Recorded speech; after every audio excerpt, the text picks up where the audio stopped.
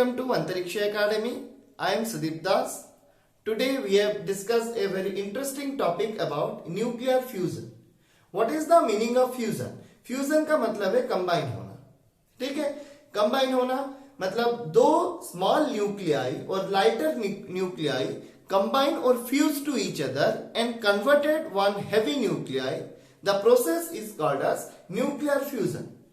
In this process, nuclear fusion, it is happened in sun and star. ये जो nuclear fusion है, यहाँ पर दो small nuclei converted into heavy nuclei. तो इसका मतलब ये हो गया, अगर लॉजिक में देखेंगे तो दो न्यूक्लियर का मास जितना होगा, मतलब हेवी न्यूक्लियस का भी मास इतना ही होगा. पर यहाँ पर ये नहीं होता है. दो न्यूक्लियर का मास जितना होगा, हेवी न्यूक्लियस का मास उतना कम हो जाएगा.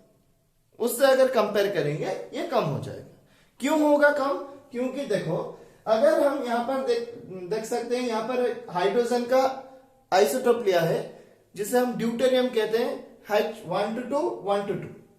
अगर हम इस दोनों को कंबाइन करेंगे तो यहाँ पर देखो 1 and 1 एटॉमिक नंबर 2 किसका है? हीलियम का है.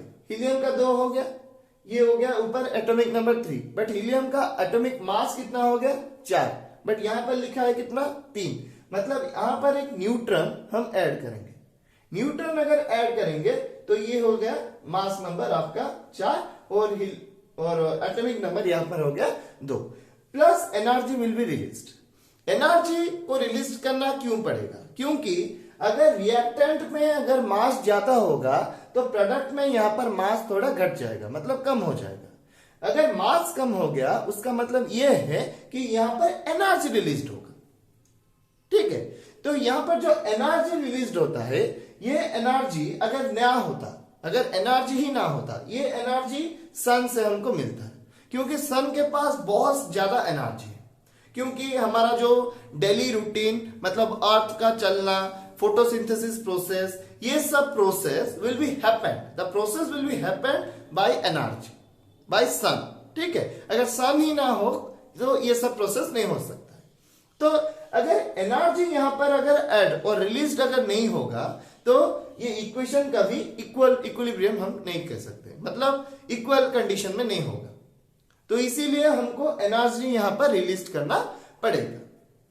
तो जो सन का एनर्जी है, जो सन का एनर्जी है, ये 20 मिलियन केल्विन है. अगर सेंटर पे अगर देखेंगे सन को तो यहां पर 25.7 मेगा इलेक्ट्रॉन वोल्ट है, जो कि बहुत ज्यादा एनर्जी है. ठीक है, तो ये हो गया एनर्जी एंड मास. अगर एनर्जी और मास को अगर कंबाइन में अगर देखेंगे तो ये हो जाएगा mass and energy relation. Mass and energy relation में एनर्जी का कंडीशन है, energy can neither be created nor be destroyed, it transmit to one body to another body. तो ये जो मास और एनर्जी का रिलेशन है, ये पहले हमको बताया था अल्बर्ट आइंस्टाइन ने, जिसे हम इक्वेशन अल्बर्ट आइंस्टाइन इक्वेशन बोल सकते हैं. E is equal to mc square, मतलब energy is equal to mass into square of the velocity. ठीक है, तो ये हो गया आपका relation between mass and energy. In this nuclear fusion में हम हाइड्रोजन बॉम्ब भी बना सकते हैं. हाइड्रोजन बॉम्ब मतलब वेपन, ये सब जो बना सकते हैं, ये न्यूक्लियर फ्यूजन के बारे में हम पता चलेगा. क्योंकि न्यूक्लियर फ्यूजन जो है, न्यूक्लियर फ्यूजन क्या है? जो सन पे होता है. ठीक है, मतलब hydrogen in converted into helium. यहां पर हाइड्रोजन क्या हो जाता है? Converted into helium. जो हीलियम है, और हम सन में जो हीलियम है, अगर ये हीलियम नहीं कहते हैं, इसे हीलियस कहते हैं. हीलियस जो है ये सन में प्रॉपरली होता है और सन से ही ये रिलीज होता है. ठीक है, ये जो हमारा रिलीज एनर्जी है, ये जो सब हम फोटोसिंथेसिस प्रोसेस है, ये सब procedure will be happen in energy. Okay, which called as helium. Okay, so in this process, this called as nuclear fusion. Okay, so it is basic point about nuclear fusion. उम्मीद रखता हूं आप सबको nuclear fusion के बारे में थोड़ा पता चले. ठीक है, और नेक्स्ट क्लास उसे हम थोड़ा ज्यादा डिस्कस करेंगे अबाउट न्यूक्लियर फ्यूजन. सो आज के लिए थैंक यू.